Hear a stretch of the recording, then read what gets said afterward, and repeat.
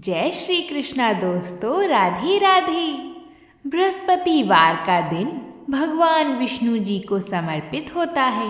कहते हैं कि जो व्यक्ति हर गुरुवार भगवान विष्णु जी की पूजा करता है और गुरुवार की कथा सुनता है, उन पर गुरु बृहस्पति जी की और भगवान विष्णु जी की कृपा से उनकी सभी परेशानियां दूर हो जाती हैं। गुरुवार व्रत पूजा कथा में कई ऐसी बातें बताई गई हैं जिन्हें मनुष्य को ध्यानपूर्वक अपनाना चाहिए।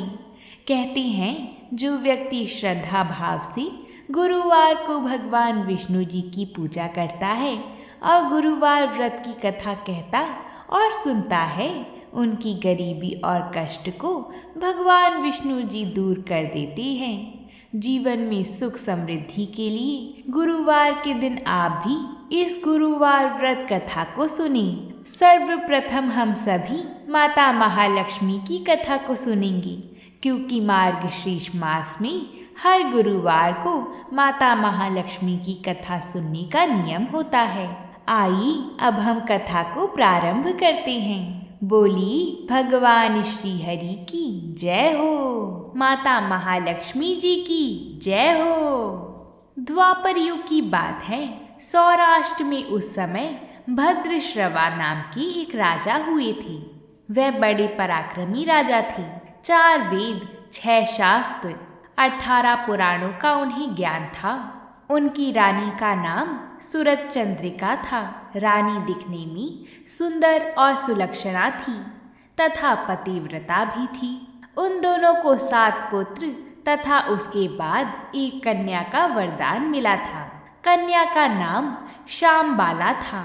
एक बार माता महालक्ष्मी जी के मन में आया कि जाकर उस राजा के राजप्रसाद में रहें। इससे राजा को दुगनी धन दौलत की प्राप्ति होगी और वह इस धन दौलत से अपनी प्रजा को और सुख दे पाएगा। गरीब के घर अगर रहे और उसे धन दौलत प्राप्त हो तो वह स्वार्थी की तरह केवल अपने ही ऊपर खर्च करेगा। यह सोचकर श्री महालक्ष्मी जी ने बूढ़ी ब्राह्मण स्त्री का रूप धारण किया। हाथ में लाठी लिए लाठी के सहारे रानी के द्वार तक पहुंची। यद्यपि उन्होंने बूढ़ी औरत का रूप धारण किया था, पर उनके चेहरे पर देवी का तेज था। उन्हें देखते ही एक दासी सामने आई। उसने इनका नाम, धाम, काम, धर्म पूछ डाला। वृद्ध ब्राह्मण का रूप धारित माता लक्ष्मी ने कहा, बालिके, मेरा नाम कमला है। मेरे पति का नाम भुवनेश है। हम द्वारिका में रहते हैं। तुम्हारी रानी पिछले जन्म में एक वैश्य की पत्नी थी। वह वैश्य गरीब था। दरिद्रता के कारण हर रोज घर में झगड़े होते थे तथा उसका पति रोज उसे मारता था। इन बातों से तंग आकर वह घर छोड़कर चली गई थी तथा वन जंगल में खाली पेट भटकने लगी। उसकी इस दुर्दशा पर मुझे दया आई। तब मैंने उसे सुख संपत्ति देने वाली श्री माता महालक्ष्मी जी की कथा सुनाई।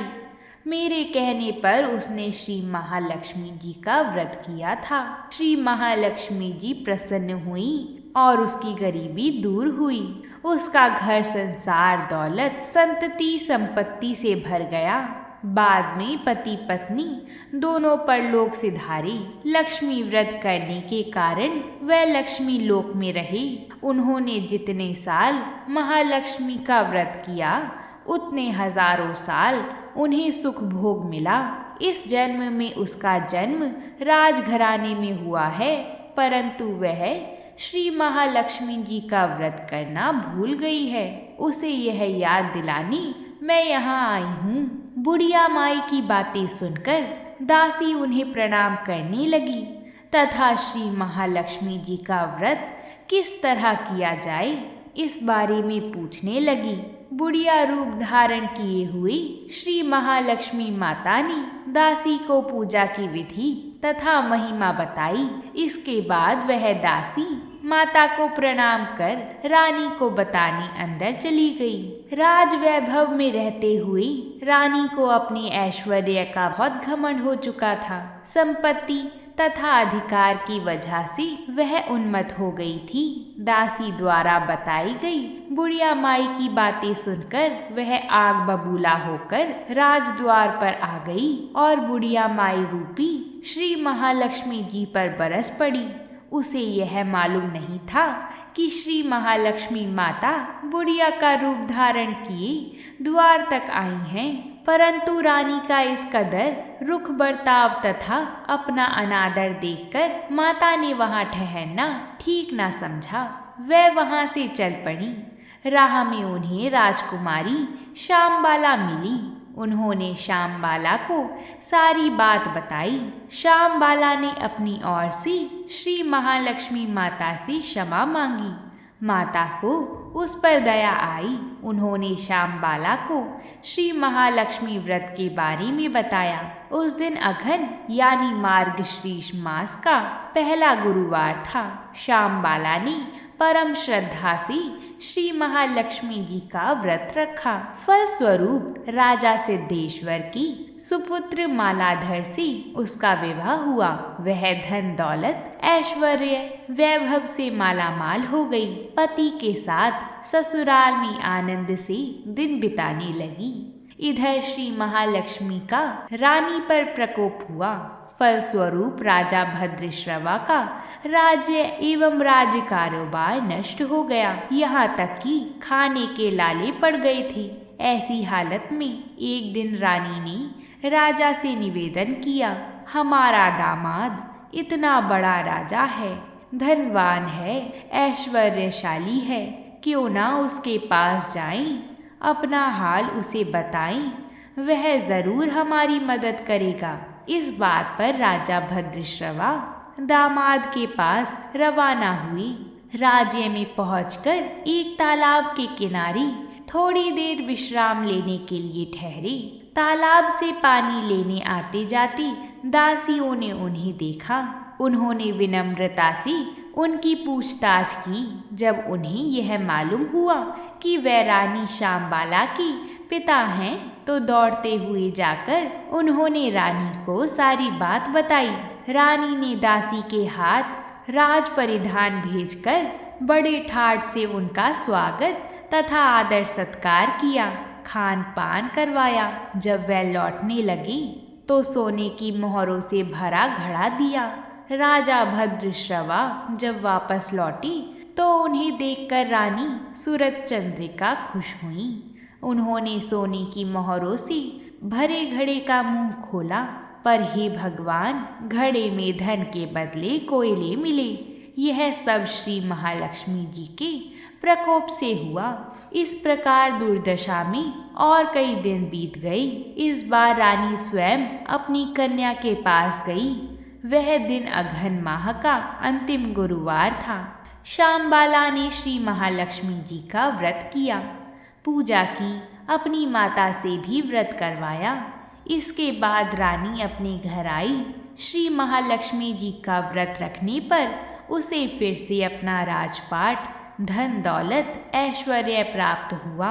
वह फिर से सुख शांति आनंदमय जीवन बिताने लगी। कुछ दिनों बाद राजकन्या श्यामबाला अपने पिता के घर आई। उसे अपने घर देखकर सूरज चंद्रिका को पुरानी बातें याद आईं। यही कि श्यामबाला ने अपने पिता को घड़ा भरकर कोयला दिया था और उसे तो कुछ भी नहीं दिया था। इसी कारण श्यामबाला को पिता के घर आने पर उसका कोई आदर आतिथ्य नहीं हुआ, बल्कि अनादर हुआ। पर उसने इस बात का बुरा नहीं माना। अपने घर लौटते समय उसने पिता के घर से थोड़ा नमक ले लिया। अपने घर लौटने पर उसके पति ने पूछा, रानी, तुम अपने मायके से क्या लाई हो? इस पर उसने जवाब दिया, वहाँ का सार लाई हूँ। पति ने पूछा, इसका मतलब क्या हुआ? श्यामबाला ने कहा, थोड़ा धीरज रखें, सब मालूम हो जाएगा। उस दिन श्यामबाला ने सारा भोजन नमक डाले बिना बनाया और परोसा।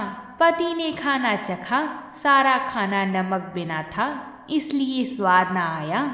फिर श्यामबाला ने थाली में नमक डाला, इससे सारा भोजन स्वादिष्ट लगने लगा। तब श्यामबाला ने पति से कहा, यही है वह मायके से लाया हुआ सार। पति को उसकी बात सही लगी। फिर वह दोनों हंसी मजाक करते हुए भोजन करने लगे। कहा गया है कि इस तरह जो कोई भी श्रद्धा भाव से श्री महालक्ष्मी जी की पूजा करे, उसे माता की कृपा प्राप्त होती है, सुख संपत्ति शांति प्राप्त होती है, सभी मनोकामनाएं पूरी होती हैं। परंतु यह सब प्राप्त होने पर माता की पूजा को भूलना नहीं चाहिए। हर गुरुवार को व्रत पाठ अवश्य करना चाहिए। इस तरह श्री महालक्ष्मी जी की महिमा भक्तों की मनोकामना पूरी करती है।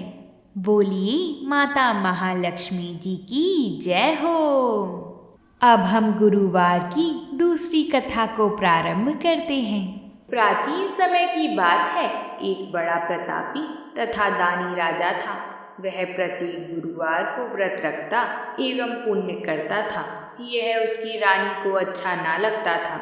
ना वो व्रत करती और ना ही किसी को एक पैसा दान में देती। राजा को भी ऐसा करने से मना किया करती थी।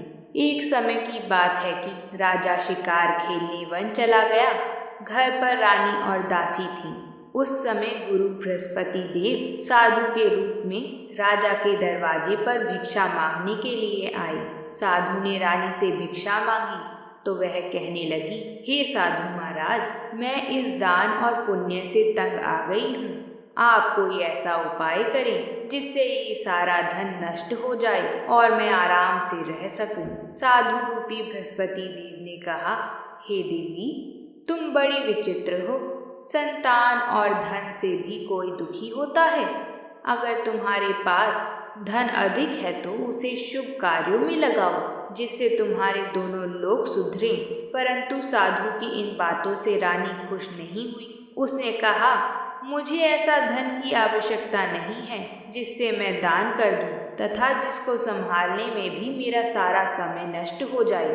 साधु ने कहा, यदि तुम्हारी ऐसी ही इच्छा है तो जैसे तुम्हें बताता हूँ तुम वैसा ही करना।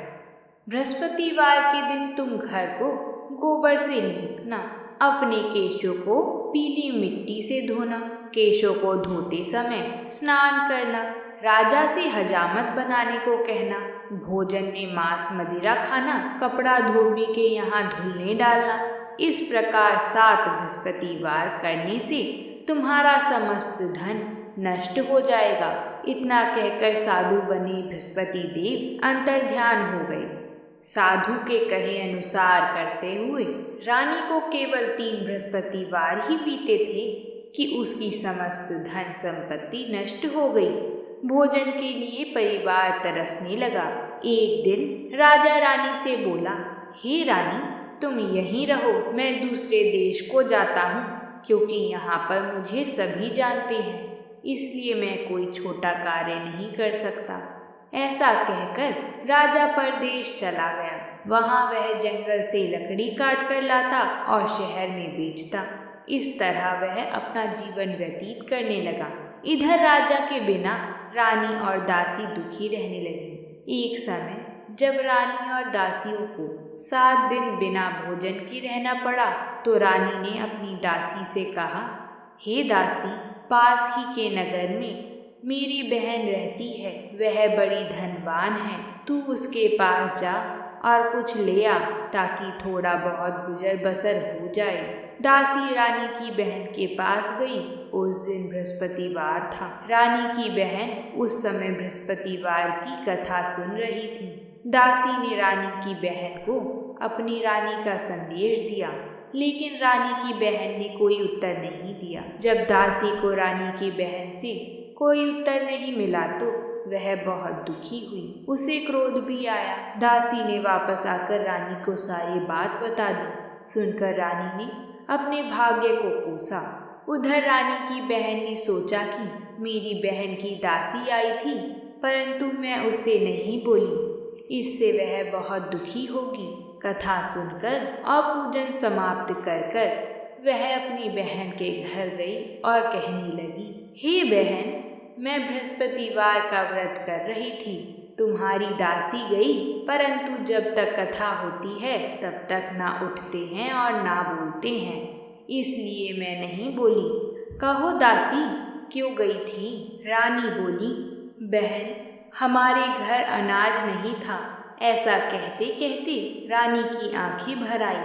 उसने दासियों सहित भूखा रहने की बात भी अपनी बहन को बता दी। रानी की बहन बोली, बहन देखो, बृहस्पति भगवान सबकी मनोकामना पूर्ण करते हैं।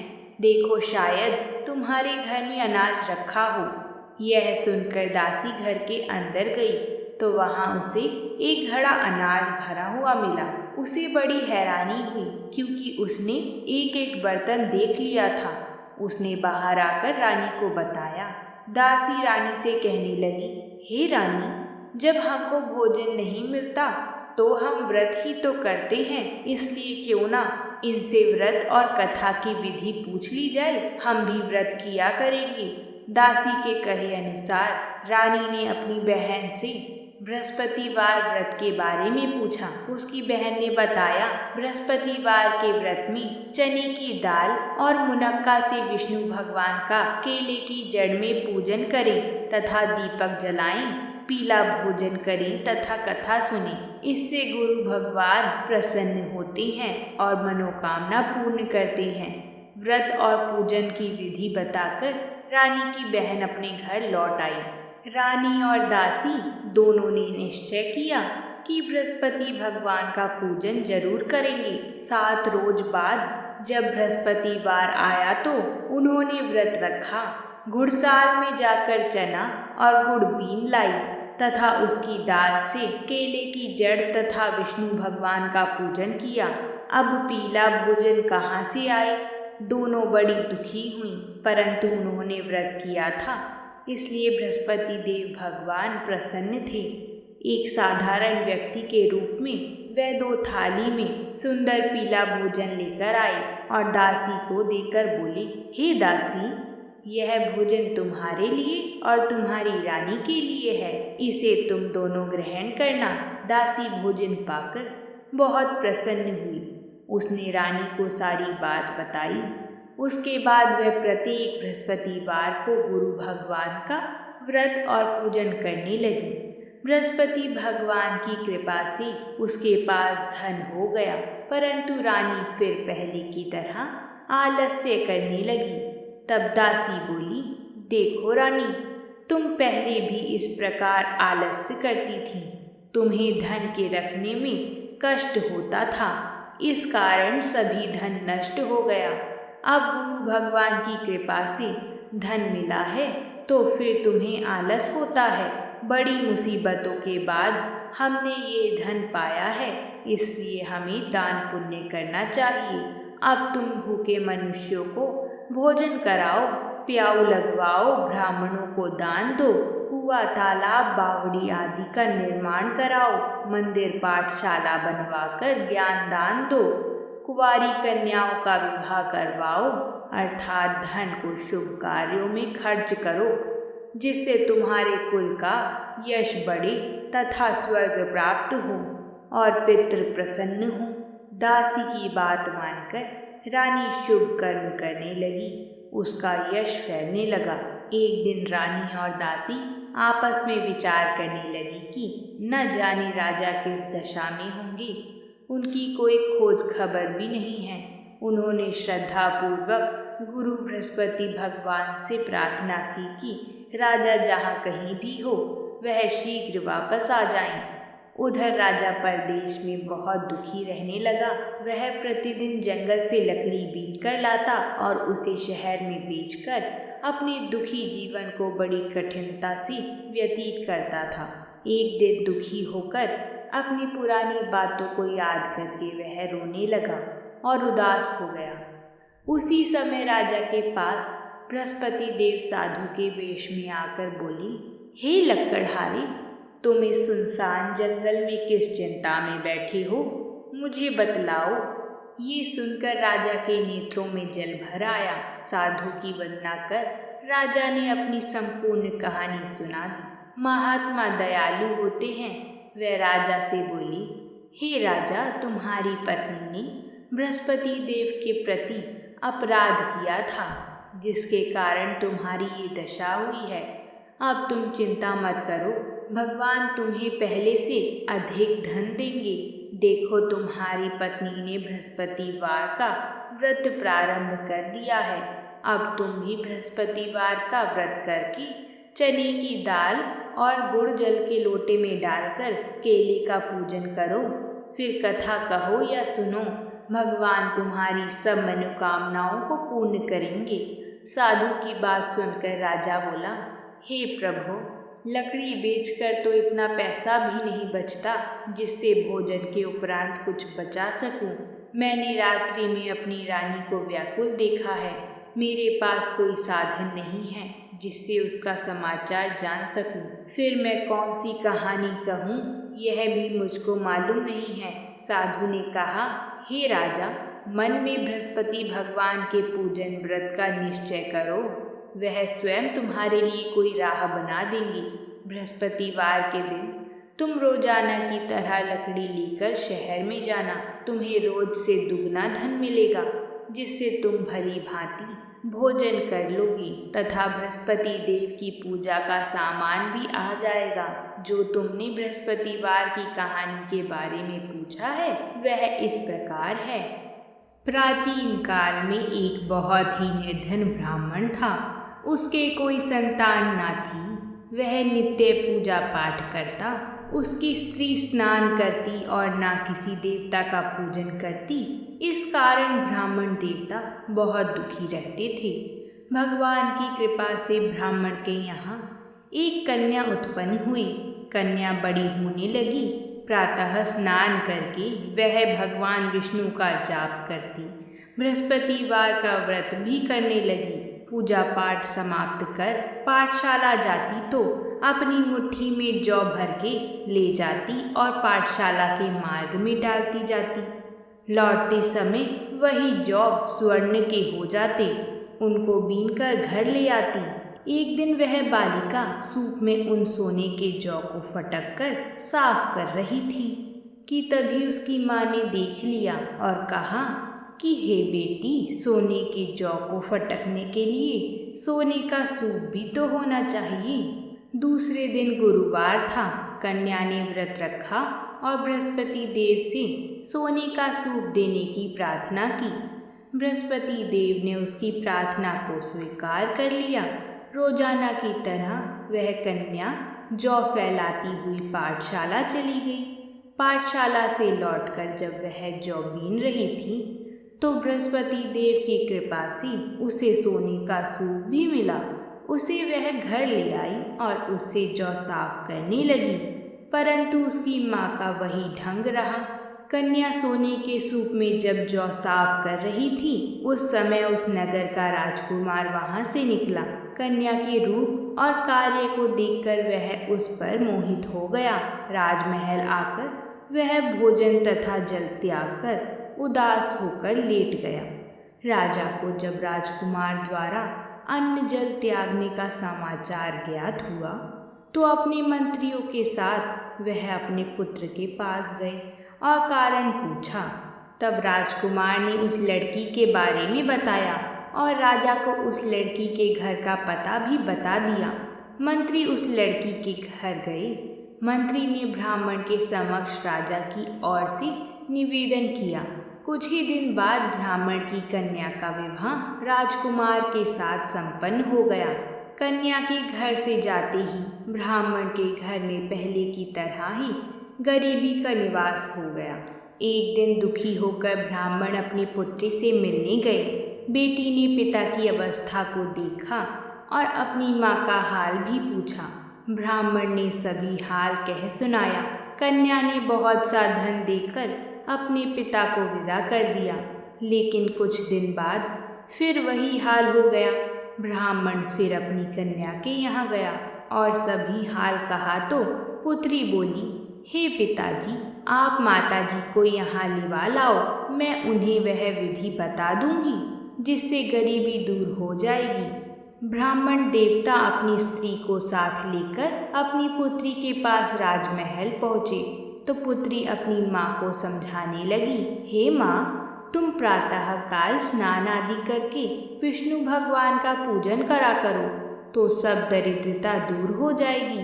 परंतु उसकी माँ ने उसकी एक भी बात नहीं मानी। वह प्रातः काल उठकर अपनी पुत्री की बची हुई झूठन को खा लेती थी। एक दिन उसकी पुत्री को बहुत गुस्सा आया। उसने अपनी माँ को एक कोठरी में बंद कर दिया। प्रातः उसे स्नान आदि करा के पूजा पाठ करवाया तो उसकी माँ की बुद्धि ठीक हो गई। इसके बाद वह नियम से पूजा पाठ करने लगी और प्रत्येक बृहस्पतिवार को व्रत करने लगी। इस व्रत के प्रभाव से मृत्यु के बाद वह स्वर्ग लोक को प्राप्त हुई। वह ब्राह्मण भी सुखपूर्वक इस लोक का सुख भोग कर स्वर्ग लोक को प्राप्त हुआ। इस तरह कहानी कहकर साधु बने देवता वहाँ से अंतर्ध्यान हो गए। धीरे धीरे समय व्यतीत होने पर फिर बृहस्पतिवार का दिन आया। राजा जंगल से लकड़ी काटकर शहर में बेचने गया। उसे उस दिन और दिनों से अधिक धन मिला।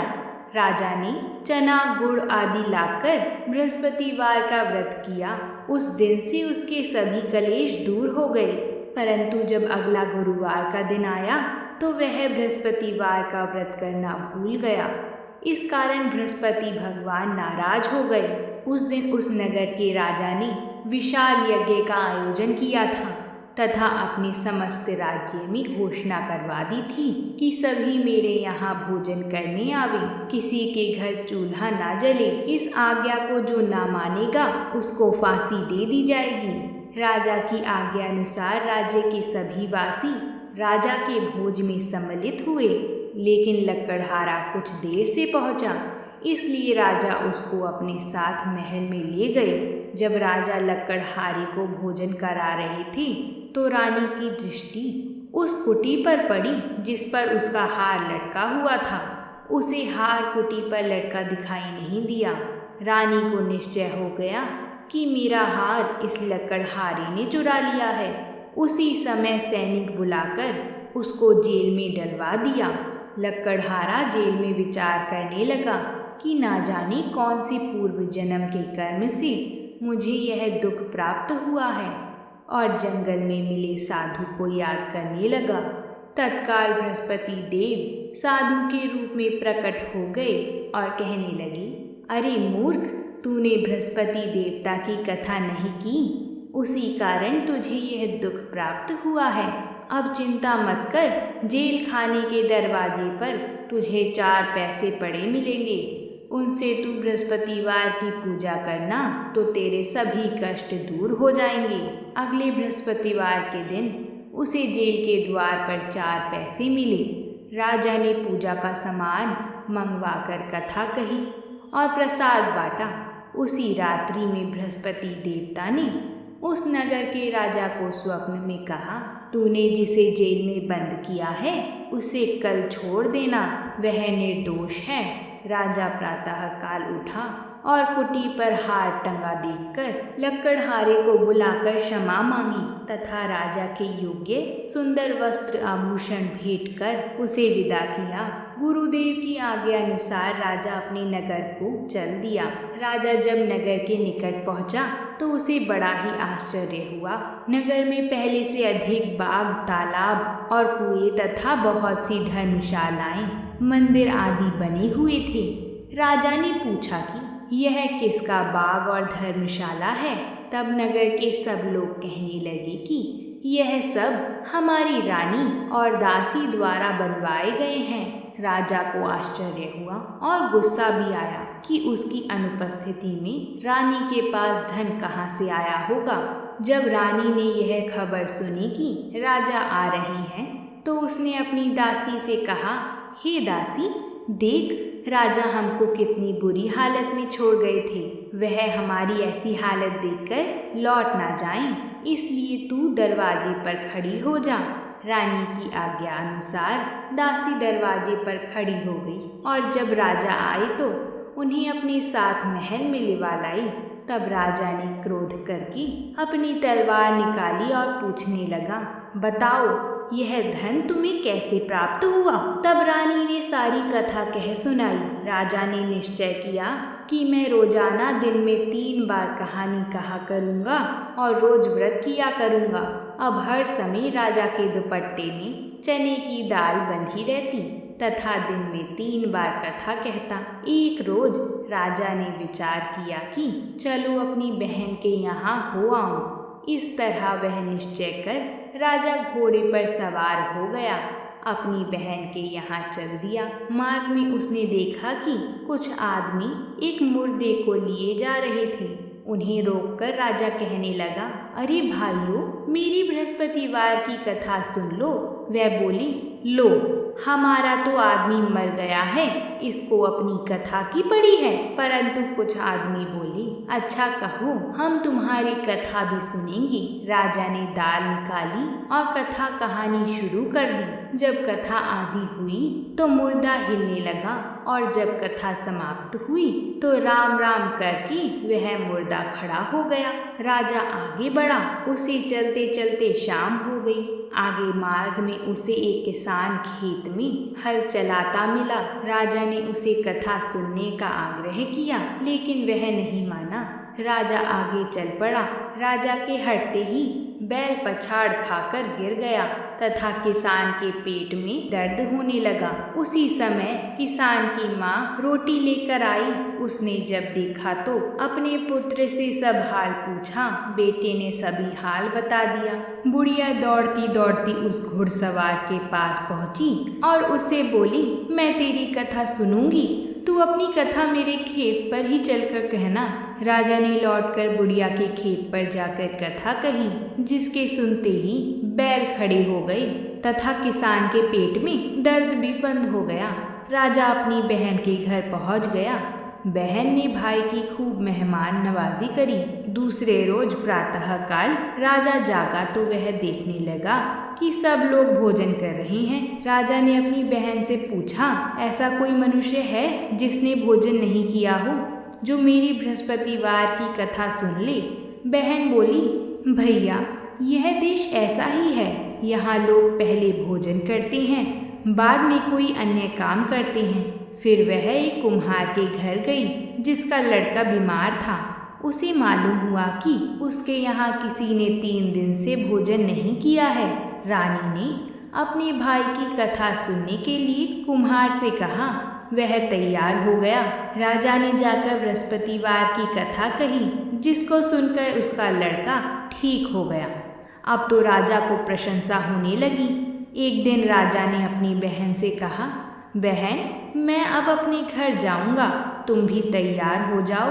राजा की बहन ने अपनी सास से अपने भाई के साथ जाने की आज्ञा मांगी। सास बोली, हाँ चली जा, मगर अपने लड़कों को मत ले जाना, क्योंकि तेरे भाई के कोई संतान नहीं होती है। बहन ने अपने भाई से कहा, भैया, मैं तो चलूंगी, मगर कोई बालक नहीं जाएगा। अपनी बहन को भी छोड़कर दुखी मन से राजा अपने नगर को लौट आया। राजा ने अपनी रानी को सारी कथा बताई और बिना भोजन किए वह शैया पर लेट गया। रानी बोली, हे प्रभु, बृहस्पति देव ने हमें सब कुछ दिया है, वह हमें संतान अवश्य देंगे। उसी रात बृहस्पति देव ने राजा को स्वप्न में कहा, राजा, सभी सोच त्याग दे, तेरी रानी गर्भवती है। राजा को यह जानकर बड़ी खुशी हुई।